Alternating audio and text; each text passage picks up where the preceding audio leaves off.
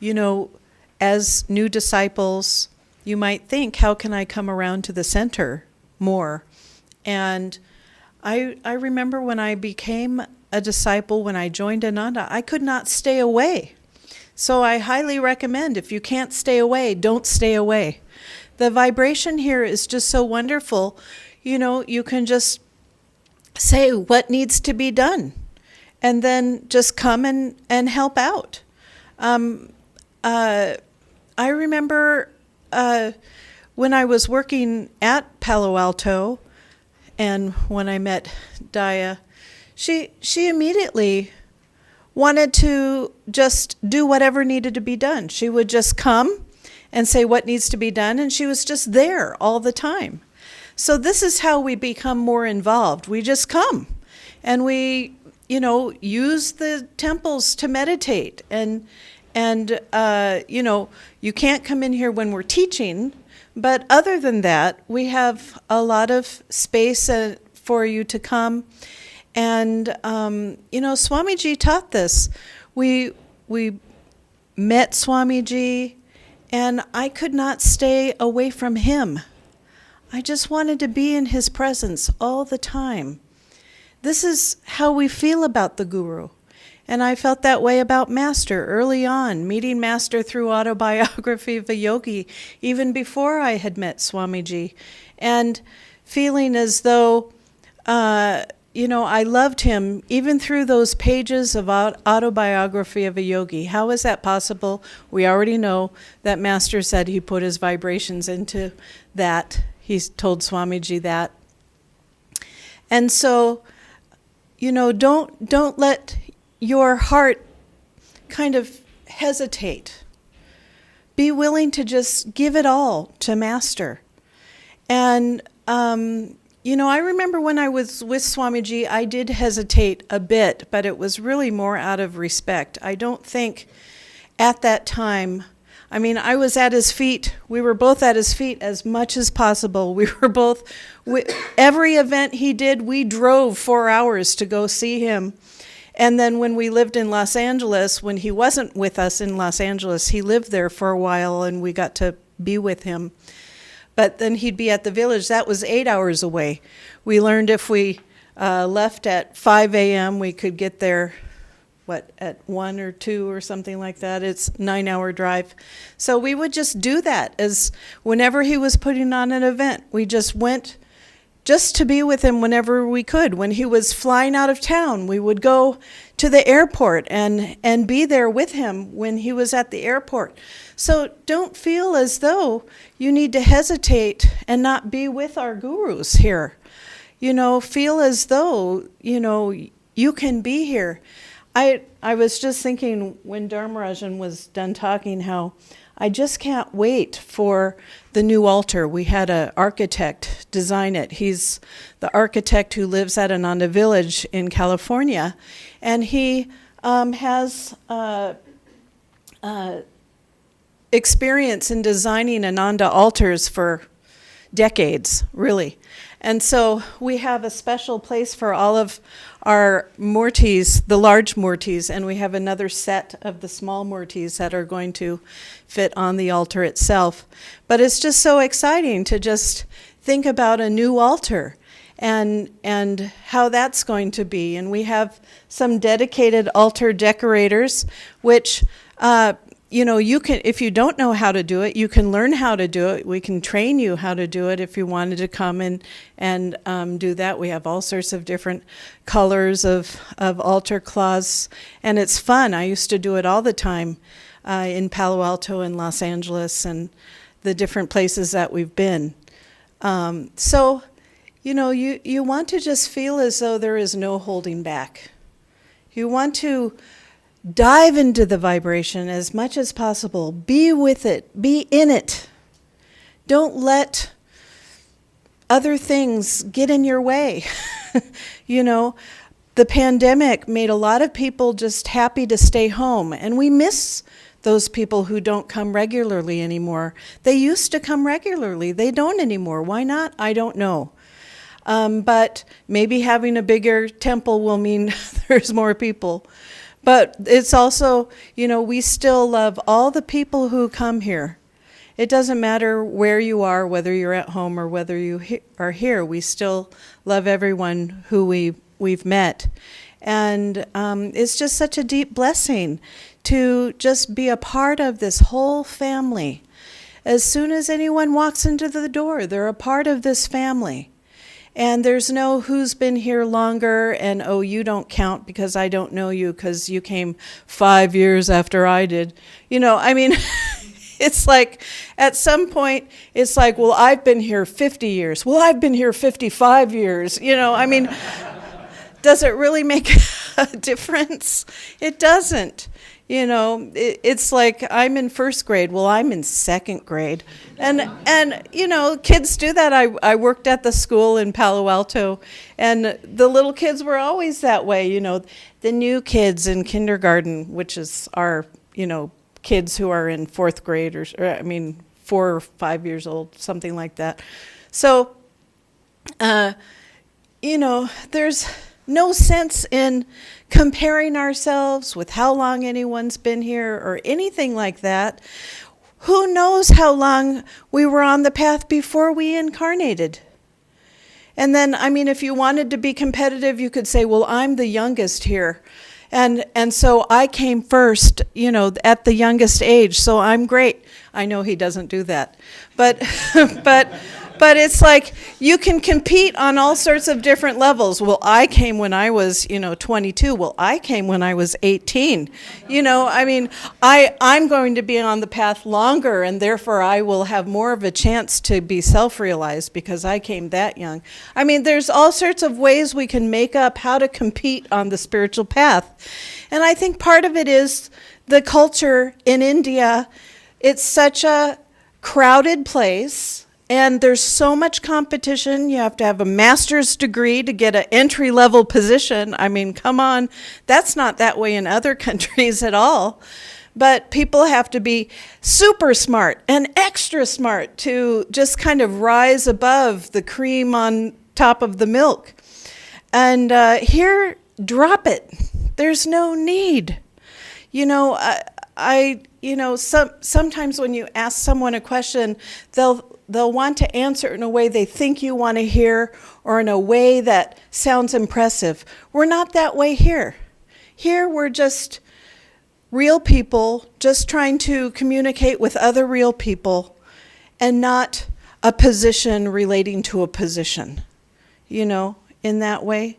Where Swamiji set the example of friendship, divine friendship.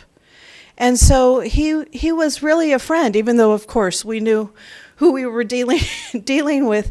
But he was still friendly. He was a friend to all. If the people didn't come around, he didn't know who they were. And if someone who hadn't been around for a long time, they'd come, he'd say, hello. No bridges are ever burned in that way. But if someone doesn't come around, he really can't give that person the energy, and so that's how we feel here. People have to come around for us to spend time with them, to be around them. A phone call or a hi on WhatsApp just doesn't do it, does it? We have to be in each other's presence and feel as though if you bump into someone, you just bumped into your brother or sister, not some competitive person or whatever. You have your brothers and sisters here. It's not the same as home.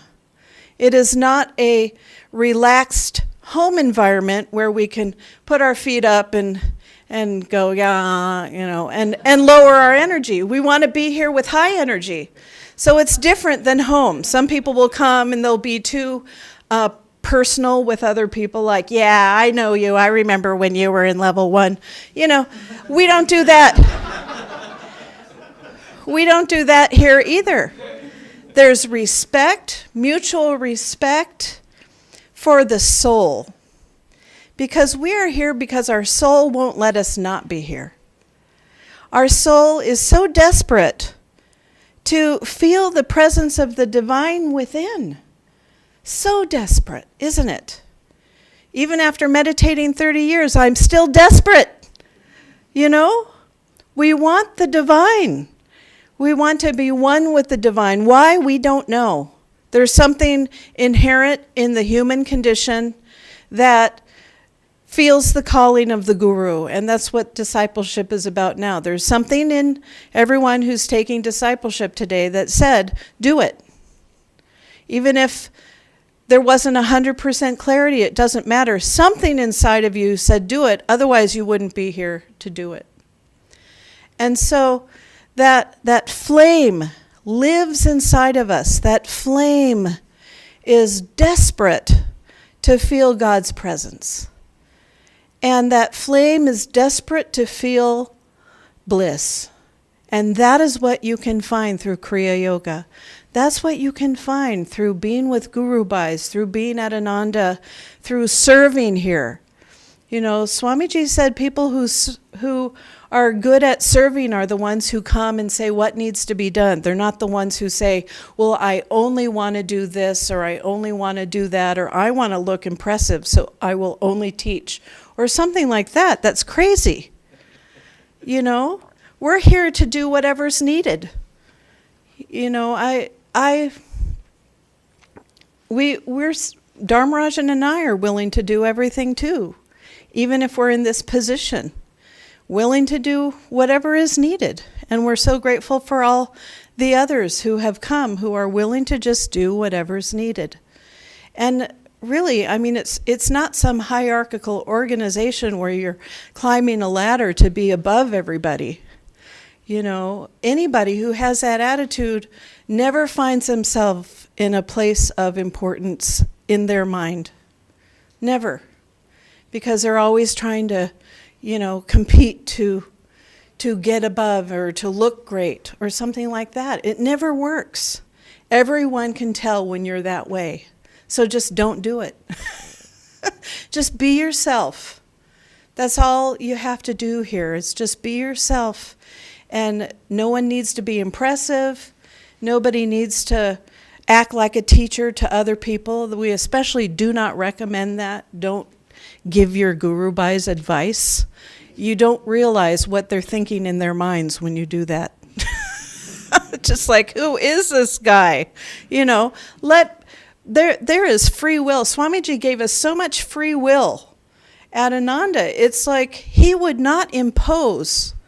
He had to get to know people for a long, long time and get to know their nature before he would give any advice.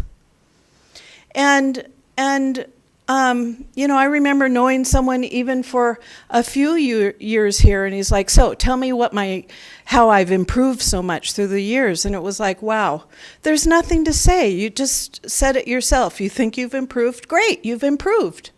We're not here to analyze how people are doing or not doing. But certainly when people have questions, they can ask.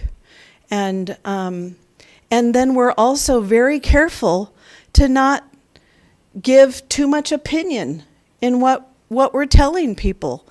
You know, in general, that's how we should all be with each other. Don't just give your opinion, or because you read it in Autobiography of a Yogi, you can now be a parrot and just say those things to other people. You know, really, we're talking about dealing with people's hearts. You know, and if people are open, they're open to Master or Swamiji to tell them what to do. We are not their channels to tell people how they should be. Now, if someone comes and asks, that's different. As soon as you ask a question, that's different. Then we want to help as much as we can. But before that point, none of us have the right to go up and tell people how they are, or who they are, or that they are channels of the divine for that person.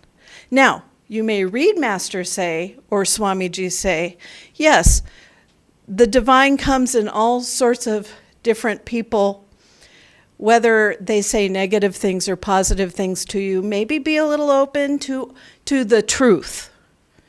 But does that mean we take that and then it means we go and tell people the truth? No, that's not what he meant. So, I mean, it's crazy. You know, we may do that in our families, huh? We may tell everybody how they should be and that kind of stuff. You might want to rethink that. And I know sometimes people are like, well, I have to have authority in my family. But you'll be amazed at how when your anger melts away and you rule by kindness, how much you win people over as opposed to force them to obey. Swamiji has a great song, If You're Seeking Freedom, and it says, if you're seeking freedom in a throne of power, oh, if you're seeking freedom, you won't find it there. For even though they, what? Oh yeah, for though men all obey you, what if they betray you? Tense you'll be and waiting for foes everywhere. Heavy is the king who wears the crown because of all the people who want that position. So anyway, we don't need to climb anything. We can just be relaxed in our hearts and loving. So I wanted to welcome the new disciples who are about to take their vow. If you need to run out of the room now, now's the time to do it.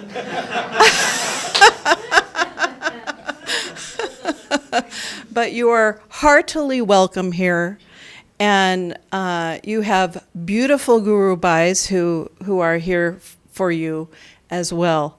And many have meditated a long time, and they will not say, yes, I've been meditating this many years.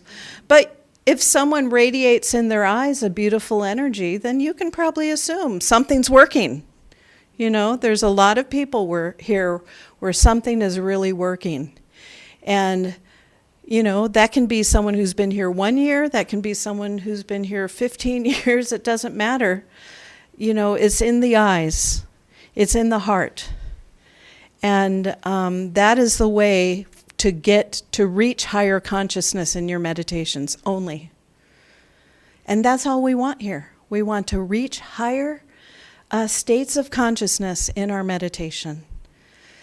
And what happens with that? You become just a better person. And also, life is really fun that way. When you're feeling the divine inside of everything and everyone, it's fun. Life is such a deep blessing when we have that in our lives. So make that the goal. I remember one woman who had gotten a debilitating disease called chronic fatigue before any doctors believed it was a real thing. And this was at least 25 years ago.